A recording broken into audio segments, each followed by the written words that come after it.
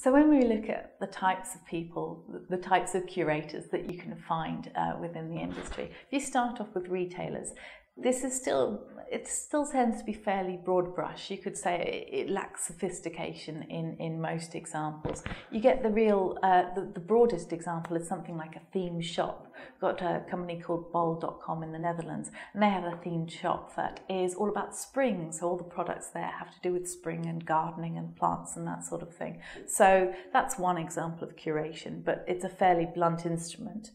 Then moving over to China, you've got a partnership called eBay Style that eBay has gone into with a leading internet retailer in China called Zhu.com.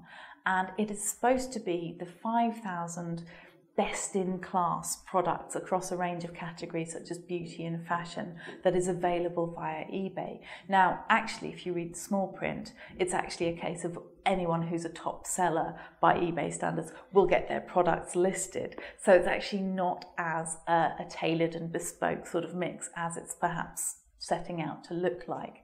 But then you get something like Net-a-Porter, which has recently started doing beauty products, and it calls this section of its site the quintessential edit.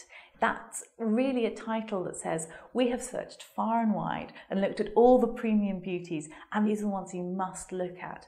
And that's a great example of curation, because you've got the aspirational feeling that comes with premium products and the feeling that a retailer or someone, a curator, has actually selected very carefully what they're offering you. And then you also have, backing this, a retailer such as Net-a-Porter, which has got a strong brand equity and is a very trusted name within fashion and premium and all that sort of area. So it's a really good mix and a really good example of how a strong retailer can use curation to tailor the product mix for its consumers. So what do you have if you're a retailer? You want to curate, but you think maybe you don't have the same sort of cachet as Net-a-Porter can command, for example. Well, one way you think would be to go to celebrities. Something we see loads of in stores. I mean, all these collaborations between Topshop and Kate Moss and H&M and Jill Sander, all of these collaborations are examples of retailers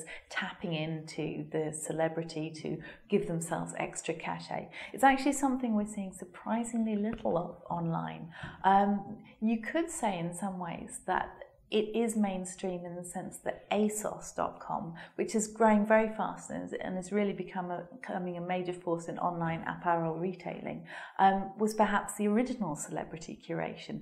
ASOS, of course, stands for As Seen on Screen, and its original conceit was that it was presenting the clothes that people saw celebrities reading in the magazine. So essentially, the celebrities were acting as unofficial curators by selecting clothes which were then the things that were offered to consumers.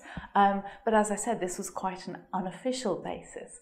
And now, although you see some sites like Pinterest or Open Sky in the US, where celebrities are able to express a preference for certain products and may do so with some sort of brand ambassadorship happening in the background, there's not so many examples of real overt collaborations of a retailer saying, this celebrity has selected these products for you to look at. That's something that we're not seeing very much of at the moment, and that I really think is a trend that we'll see more of in the future.